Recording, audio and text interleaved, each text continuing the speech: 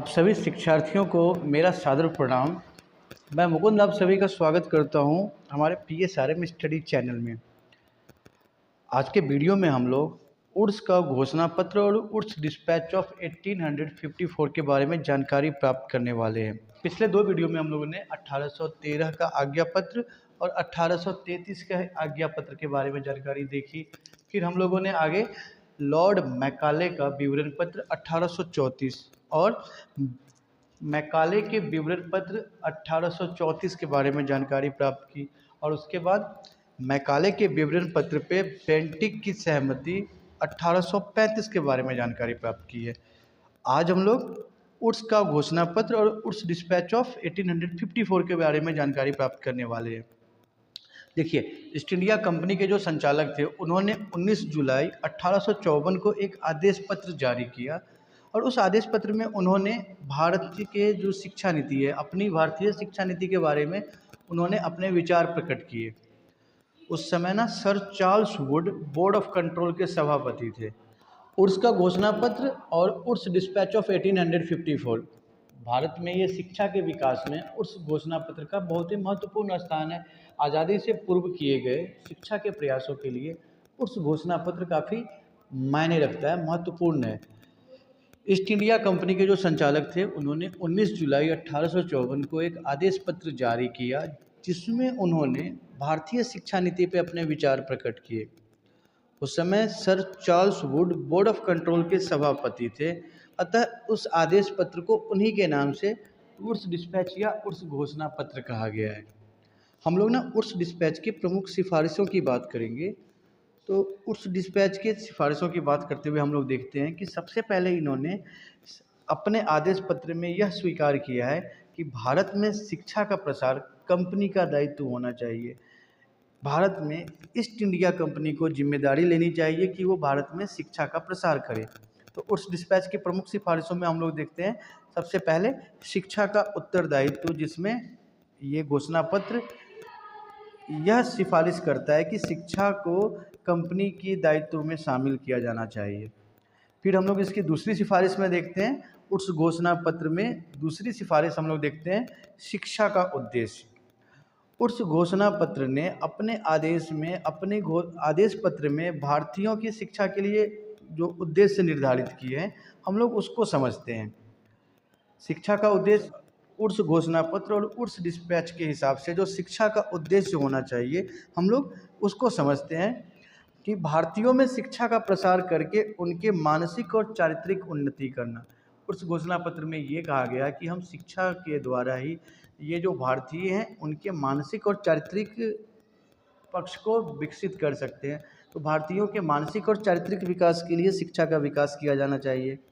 भारतीयों में आधुनिकता का प्रसार करने के लिए भारतीयों को पश्चिमी आधुनिक ज्ञान प्रदान करके उनके अंदर भारतीयों को भौतिक समृद्धि प्रदान करने के लिए शिक्षित किया जाना जरूरी है और ये काम कंपनी के द्वारा किया जाना चाहिए।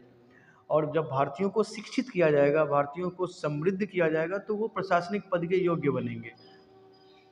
तो उर्स घोषणा पत्र के अनुसार भारत में शिक्षा के प्रसार का उद्देश्य हम लोग देख रहे हैं कि भारत के लोगों का चारित्रिक और मानसिक उन्नति, साथ ही साथ भारत के लोगों को आधुनिक ज्ञान देना और भारत के लोगों को प्रशासनिक पद के योग्य बनाना। उर्स घोषणा पत्र ने इन उद्देश्यों को शिक्षा का उद्देश्य निर्धारित किया। साथ ही साथ हम लोग देखेंगे कि उर्स घोषणा पत्र के अनुसार पाठ्यक्रम को लेकर क्या सिफारिश की गई। यह घोषणा पत्र, यह आदेश पत्र न पाठ्यक्रम में अरबी, फारसी, संस्कृत के अलावे यूरोपीय ज्ञान, विज्ञान, दर्शन और साहित्य को शामिल करने का विचार देता है। साथ ही साथ हम लोग ये भी देखेंगे कि इस घोषणा पत्र के अनुसार शिक्षा का माध्यम क्या होना चाहिए। तो इस घोषणा पत्र में यह कहा गया कि शिक्षा के माध्यम के रूप में अंग्रेजी और भारतीय भाषाओं को स्थान दिया जाना चाहिए। फिर हम लोग ये देखते हैं कि यह आदेश पत्र शिक्षा विभागों की स्थापना को लेके अपने विचार व्यक्त करता है कि भारत के पांचों प्रांत में, उस समय जो भारत के 5 प्रांत थे, उस पांचों प्रांत में एक एक लोक शिक्षा विभाग और डिपार्टमेंट ऑफ पब्लिक इंस्ट्रक्शन की स्थापना की जाए। लोक शिक्षा विभाग और डिपार्टमेंट ऑफ पब्लिक इंस्ट्रक्शन का एक संचालक लोक शिक्षा निदेशक होना चाहिए, जिसको हम लोग डायरेक्टर ऑफ पब्लिक इंस्ट्रक्शन कहेंगे। साथ ही साथ यह घोषणा पत्र न क्रमबद्ध स्कूल या संस्थाओं की स्थापना की सिफारिश करता है। आदेश पत्र में संस्थाओं को क्रम में स्थापित किए जाने की सिफारिश की गई है।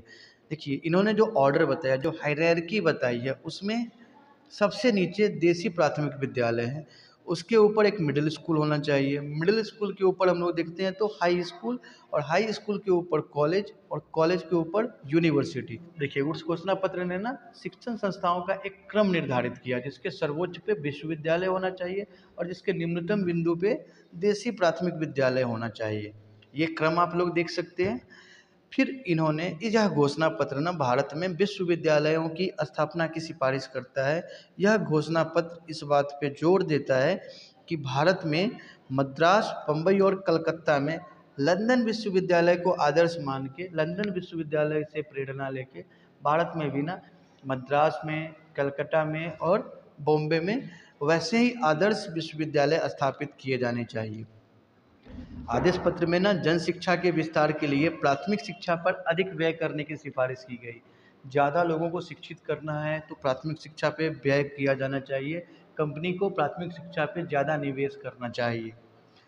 आदेश पत्र में अध्यापकों के प्रशिक्षण के लिए भी विभिन्न प्रकार के प्रशिक्षण संस्थाओं के शिलान्यास की बात कही गई है।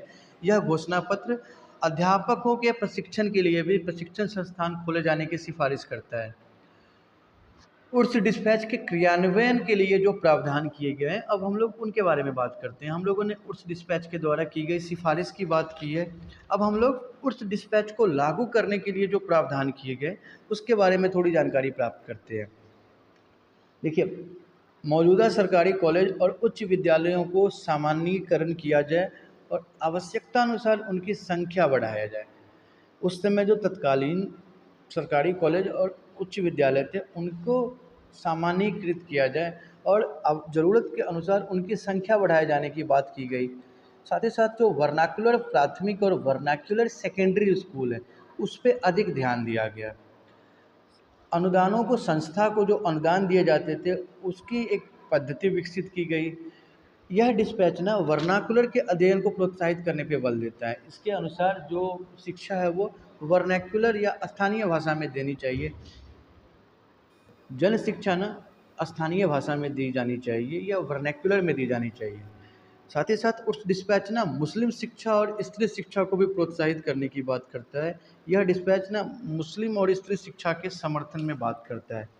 डिस्पैच में ना तकनीकी शिक्षा के लिए स्कूल और कॉलेज खोले जाने की बात की गई, ताकि भारत के लोगों को तकनीकी रूप से शिक्षित किया जाए, भारतीय लोगों को तकनीकी शिक्षा दिया जाए। इसके लिए तकनीकी संस्थान खोले जाने चाहिए। शिक्षा को पूर्ण धार्मिक निष्पक्ष रूप से देनी चाहिए। शिक्षा में पूर्णतः धार्मिक निष्पक्षता की अनुशंसा की है उस डिस्पैच ने। यह भी सुझाव दिया गया, और यह घोषणा पत्र ने यह भी सुझाव देता है कि धीरे धीरे सरकार स्वयं शिक्षा प्रदान करने की व्यवस्था से हटती चली जाए और उच्च शिक्षण संस्थाओं को स्थानीय निकायों के जिम्मे सौंपकर राज्य अपनी गतिविधि को सिर्फ नियंत्रण और अनुदान तक ही सीमित रख लेगा।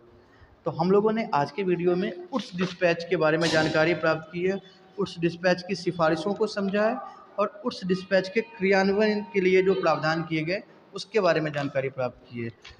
और मैं ये उम्मीद करता हूँ कि आप लोग इस वीडियो के माध्यम से उर्स डिस्पैच के बारे में सभी जानकारी से संतुष्ट होंगे। धन्यवाद।